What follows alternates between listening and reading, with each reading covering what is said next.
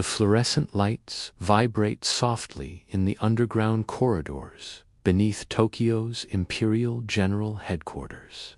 It is 8:30 in the morning on August 6, 1945, and the heavy summer heat presses down upon a nation that has survived almost 4 years of relentless war. In the dim, subterranean rooms, staff officers in sweat-soaked khaki uniforms hunch over telecommunication boards. Their hands move across maps that display the steadily shrinking borders of the Japanese Empire.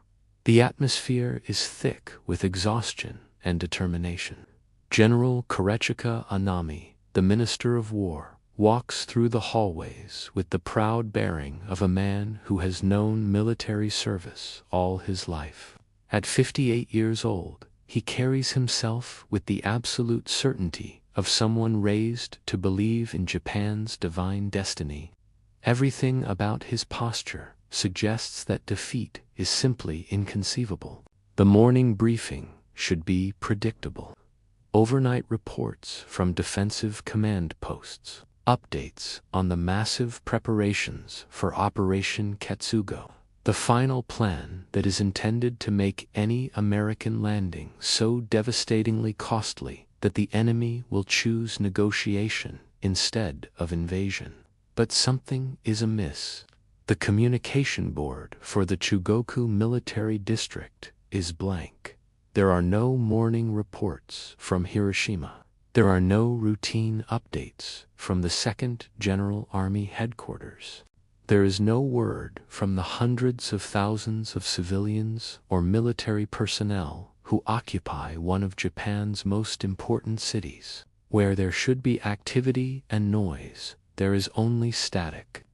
A young officer steps forward, his hands trembling slightly, although the concrete tunnels remain cool.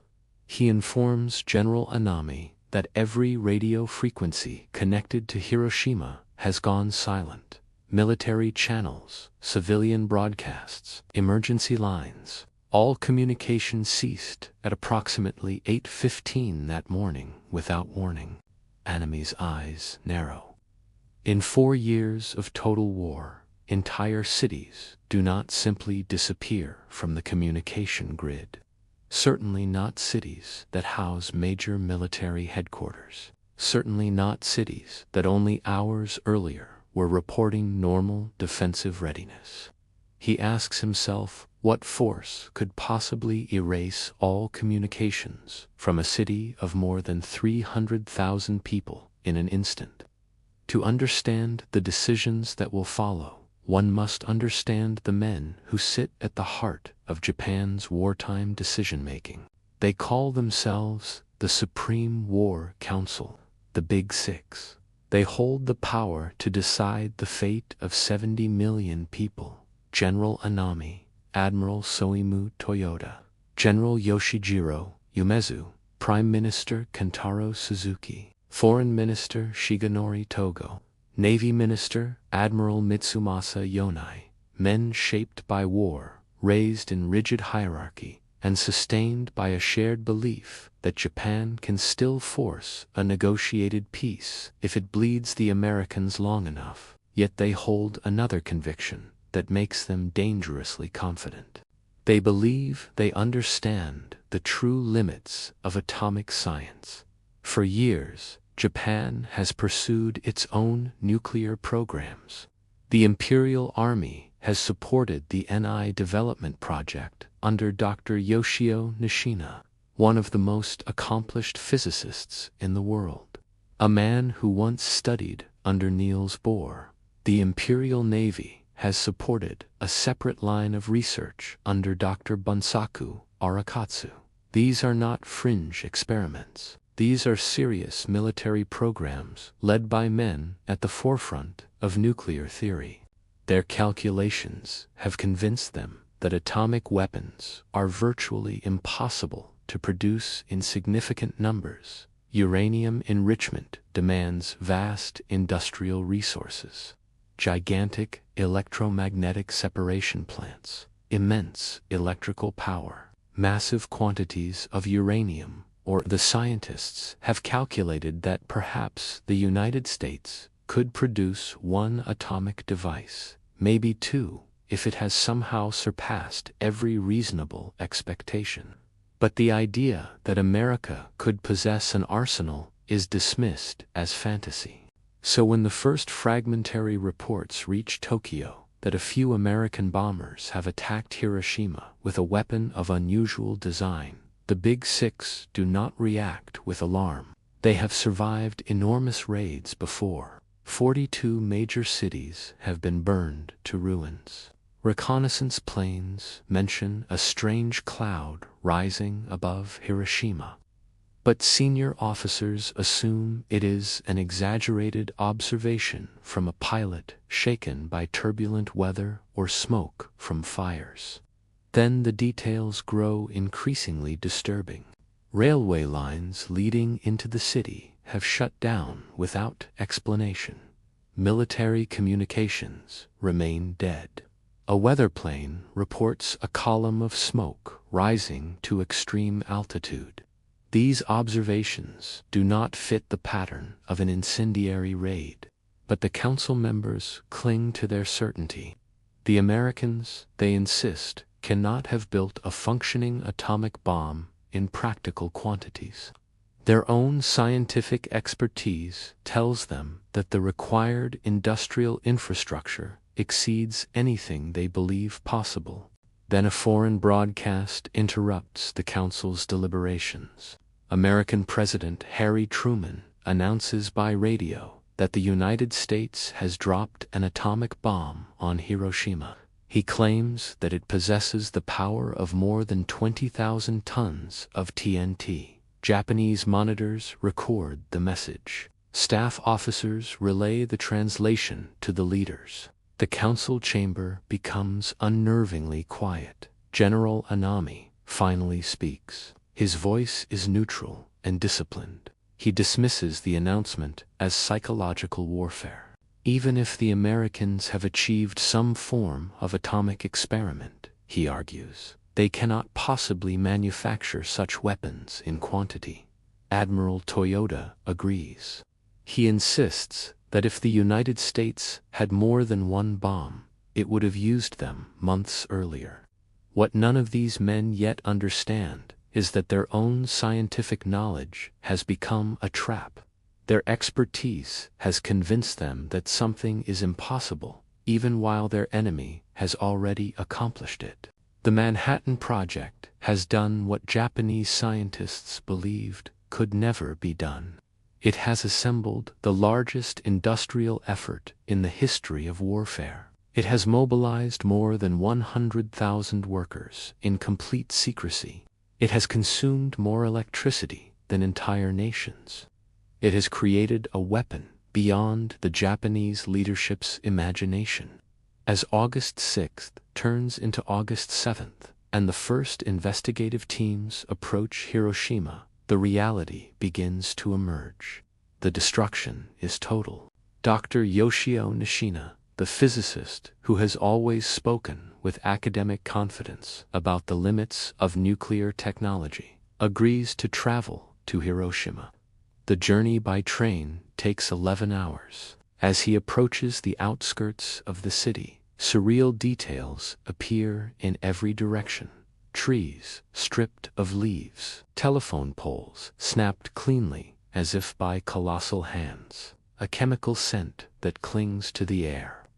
When the train can go no farther, Nishina walks the remaining miles. What he witnesses will redefine the entire course of Japan's understanding. Buildings do not merely collapse. They have been incinerated. The streets are covered with ghostly shapes burned into concrete walls, human silhouettes frozen forever in the instant of death. The epicenter is a perfect circle of devastation, extending for miles in all directions. The survivors stagger through the ruins, their bodies ravaged by symptoms Nishina has only studied in theoretical papers. Their skin hangs in sheets. Their hair falls out in clumps. Some lose the ability to stand or speak. Radiation sickness is no longer an abstract idea. It has a face, many faces. Nishina's hands shake as he uses his meter. The instrument grows frantic as he approaches the hypocenter. He now understands that everything he once believed about the limits of atomic weapons has been catastrophically wrong. And still, despite the unimaginable destruction, the Big Six continue to debate. They delay, they argue, they cling to their theories, until something happens that none of them expect. On the morning of August 9th, as the leaders finally convene to discuss Hiroshima, an aide rushes into the chamber. His voice cracks as he delivers the message.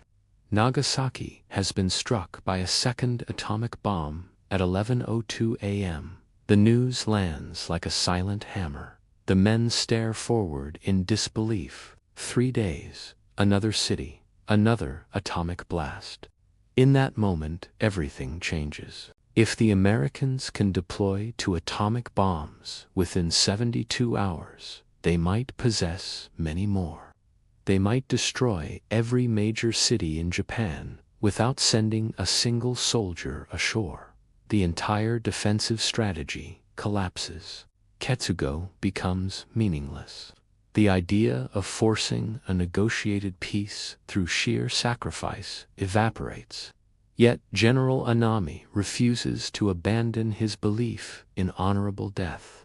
He speaks softly, almost serenely, of a nation destroyed like a beautiful flower rather than bowing to a foreign occupier. His words echo through the room with chilling calm. Some stare at him with disbelief, others with sorrow. The ancient code that once defined Japan is now colliding violently with a new form of warfare that does not recognize valor or sacrifice.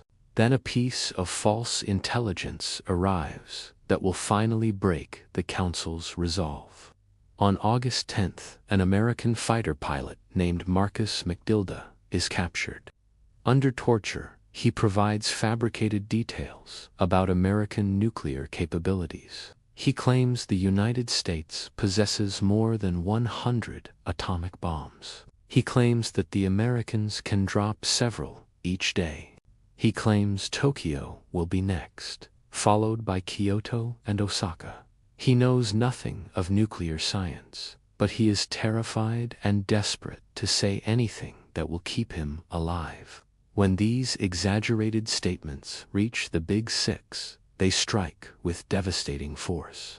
The leaders do not know that McDilda is inventing details in order to survive. They only know that the United States has already used 2 atomic bombs and that this new information could easily be true. It aligns too well with the terrifying images emerging from Hiroshima and Nagasaki. War Minister Anami reads the report aloud. The numbers he describes are unbearable. 1 atomic bomb could annihilate 6 square miles. Each device holds the destructive power of thousands of conventional aircraft. If the United States truly possesses 100 such weapons, the Japanese homeland could be entirely obliterated in a matter of weeks. Even now, the leaders remain divided. 3 believe surrender is unavoidable. 3 insist on continuing the fight, regardless of the consequences. The deadlock threatens to continue indefinitely. Then something happens that has not occurred in more than 1,000 years. The Emperor of Japan intervenes in a military decision. Late on the night of August 9th, Emperor Hirohito enters a room reserved only for the highest ranks of government. The sight is unlike anything the Big Six have ever witnessed. The emperor speaks with quiet resolve. He explains that he has considered the situation carefully. He explains that Japan must accept the unbearable in order to prevent the extinction of its people. His words are gentle, but they carry the authority of a divine figure whose presence breaks the impasse instantly. Some accept the emperor's judgment with sorrow and resignation. Others do not. On August 15th, hours before the emperor's broadcast, General Anami performs ritual suicide in his home. His final statement, written in his own blood, expresses loyalty to the emperor and anguish that he cannot continue to serve. He never acknowledges that atomic warfare has made his code of honor obsolete. In the days that follow, other leaders confront the truth in silence. Admiral Toyota, once so certain that America could never build more than one atomic bomb, now studies photographs of the destroyed cities for hours without speaking. He realizes with crushing clarity that his assumptions and expertise have betrayed him. The atomic bombings did more than end a war. They shattered a military philosophy rooted in tradition, sacrifice, and predictable patterns of conflict. They forced the world to face the reality that scientific revolutions can erase entire doctrines in a single moment. Modern military strategists study these events as a warning about the dangers of rigid thinking, about the blindness created by overconfidence in one's own knowledge, and about the catastrophic risks of underestimating technological change. When leaders become trapped in their own expertise, when they cannot imagine that someone else has rewritten the rules, disaster often follows. As we reflect on the story of August 1945, we confront a question that is just as relevant today as it was then. Artificial intelligence, cyber warfare, space-based weaponry, emerging technologies that reshape the battlefield in ways we might not yet comprehend. The lesson from Japan's final days of World War II is simple but profound. The greatest threat is often not the enemy in front of us, but the assumptions within us. What lessons do you take from this story about leadership, technology, and the courage to challenge our own beliefs? Share your thoughts in the comments. If you want more in-depth historical documentaries told with clarity and truth, make sure you like this video and subscribe. Your support helps keep these stories alive.